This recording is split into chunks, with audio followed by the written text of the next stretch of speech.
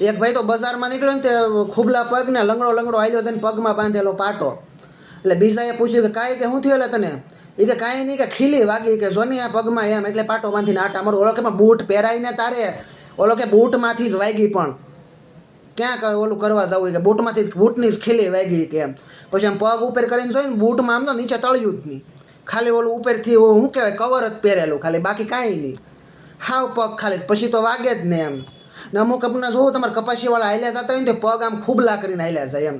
ને પાછા આમ એના હગડે અલગ પડે એમ, જાતો હોય આમ તો હગડ આમ ના પડે, પાછો હગડે ગોતવાઈ જઈ મળે નહીં એમ.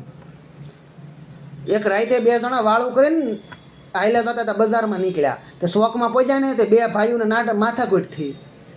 તે ઓલા નાનાને છે ને ઓલા માથાકૂટ થઈ ને એવડે એ લોકો 2-3 ઝાપટ મારી લીધી ને 2-3 પાટા માર્યા. પછી ઉલળીને કઈડમાં પાટું માર્યું તો ઓલો ઉલળીને પડ્યો.